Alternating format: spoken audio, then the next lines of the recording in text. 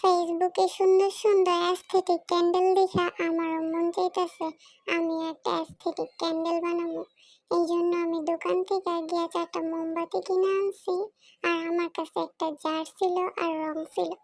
তো প্রথমে আমি মোমবাতিগুলোরে ভালো করে গলায় নিছি, এর মধ্যে একটু রং দিয়ে নিছি।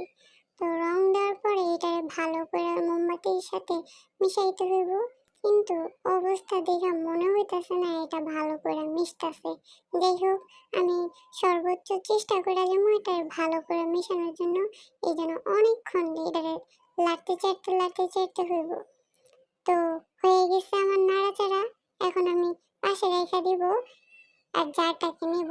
এই যে আমার জার, দেখেন এর মধ্যে আমি কিছু পাথর দিয়ে নিব। আমার মনে হয় এটা দেখতে অ্যাস্থেটিক লাগবে। তো এই জন্য আমি প্রথমে পাথর দিয়ে নিছি। আর কয়টা পাথর দিব? আরো কয়টা পাথর দিব। ওকে, এখন এটাকে আমি ভাবতেছি যে কাত করে দিব নাকি সোজা করে দিব। যাই হোক, দিলাম একভাবে।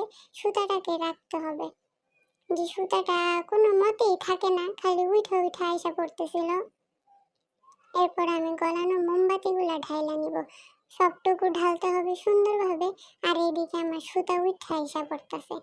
সুতাটা ভালো করে বসতেছিল না, অনেক কষ্টে বসাইছি। মনে হইতেছে সাঁতার কাটতেছে, এদিক ওদিক চলে যাইতেছে। তো এই যে দেখেন আমার মোমবাতি বসে গেছে। কালারটা আসছে সুন্দর একটা কালার, পিঙ্ক কালার। কিন্তু অ্যাস্থেটিক হওয়ার জন্য ভিতরে যে পাথরগুলো দিছিলাম এগুলো একটু দেখা যাইতেছে না। এই জন্য কি হয়েছে, আমার অ্যাস্থেটিক হওয়াই লাগবো।